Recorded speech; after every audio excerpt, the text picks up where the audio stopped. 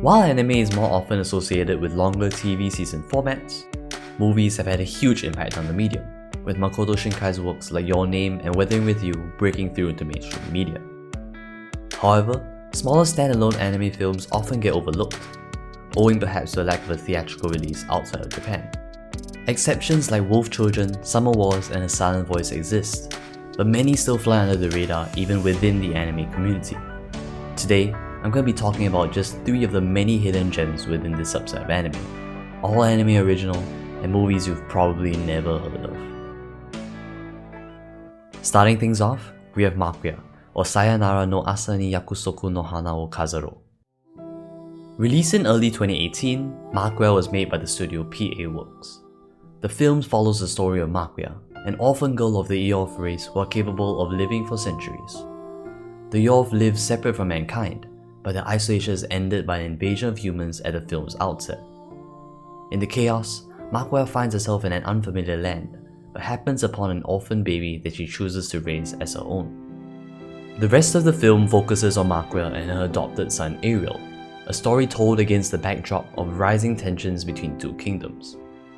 In my opinion, Makoya's plot suffers a little from not having a reference book, as it is not without its flaws.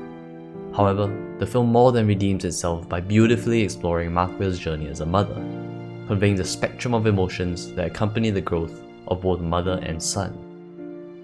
The conflicting feelings of uncertainty and determination, of all-encompassing love and the need to let go, of sorrow and peace, are all portrayed as Makoya goes through different stages of motherhood. That's what I believe makes this film worth watching.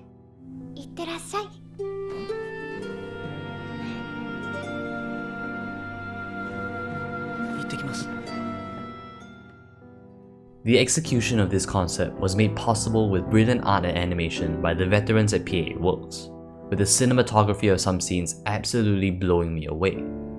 Add a great soundtrack by Kenji Kawai, and this movie nails its technical aspects. Overall, if you're looking for a movie that feels like a cinematic experience, with stunning visuals and an insightful message behind it, I highly recommend giving Maquia a try. Next, we have Anthem of the Heart, or Kokoro ga Sakebitagatterunda. Premiering in September 2015, this film was made a little while back, but still holds up extremely well. The movie was produced by A1 Pictures, notably with much of the team having previously also worked on Anohana. As the movie introduces our first main protagonist, Naruse Jun, we learn of her inability to speak and the tragic nature of the childhood trauma that caused it. Our other protagonist, Sakagami Takumi, grew to love music under his father's tutelage, but now has distanced himself from it following his parents' divorce. We accompany our 2 protagonists as they attempt to put on a musical for this school festival with the help of 2 other classmates, and watch them confront their past to finally move on. The show tackles the idea of expressing yourself and why it's absolutely okay to do that.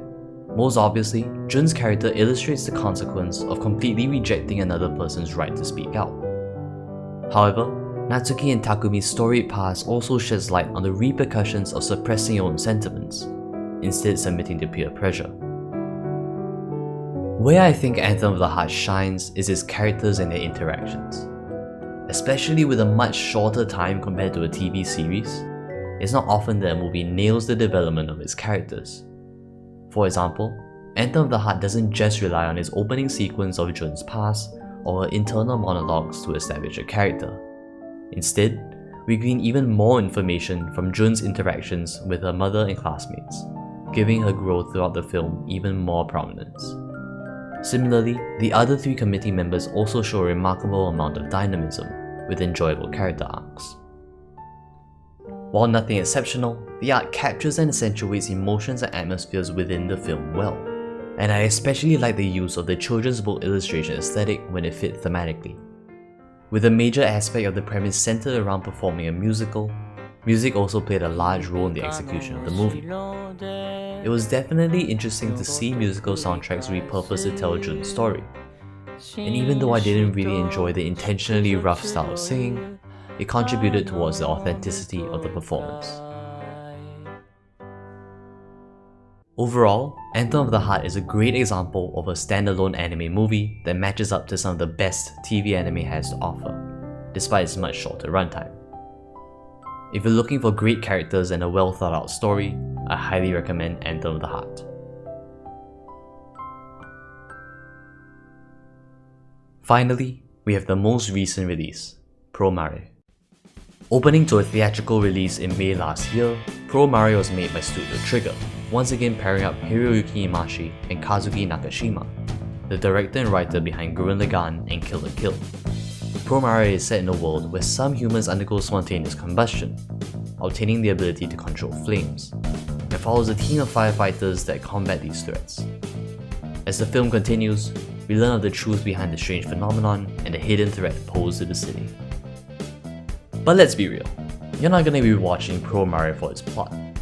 Anyone who has ever watched a Trigger show knows that rational storylines are definitely not their calling card, and Promare is no exception. Promare's narrative is shaky at best, with a classic Trigger twist near its end. However, Promare doesn't just overcome the flaws in its plot, it embraces them. From the very outset of the film, the over-the-top and illogical nature of the show is made clear, setting the tone for the movie and letting the audience know that it doesn't take itself too seriously. This allows Promare to fully embrace the wackiness of its plot points, even showing self-awareness by poking fun at itself with fantastic tongue-in-cheek humor. I think this was a stroke of genius on Trigger's part, as without heavy emphasis on the plot, the final twist is something the audience readily accepts as additional absurdity for the movie, and avoids the disappointment of previous shows like Darling in the Franxx. Plot aside, Promare really is Trigger doing what it does best. Its absolutely spectacular animation conveys a sense of motion and expression that is uniquely captured by their characteristic art style, and the action scenes in Promare are gorgeous to watch. The psychedelic color palette, giant mechas and more tie in with the absurdity of the show. It looks so good. Trigger chose to use 3D CG fairly heavily in this film, but blends it well with traditional hand-drawn animation, and is probably something that wouldn't have worked if any other studio had tried it. With music by Hiroyuki Sawano, Promare has an excellent OST that enhances its animation. Promare really is a masterpiece of technical execution, and is a ton of fun to watch. Overall, Promare is the definition of Trigger turned up to 11. If you love Studio Trigger, you'll absolutely love Promare. And if you haven't yet seen any of their previous works, I honestly think Promare is a great introduction. Highly recommend it if you like what you saw in this video. And that's all I have for you today. I really can't recommend these 3 films enough, and I hope you'll find something you enjoy from them. There are so many overlooked and underrated anime movies out there, so I encourage you guys to give them a closer look in the future. As always, thank you so much for watching, and I hope you enjoyed. Leave a comment down below if you have another underrated anime movie that you think should be on the list, and like the video if you did. Thanks again, and I'll catch you guys next time. See ya!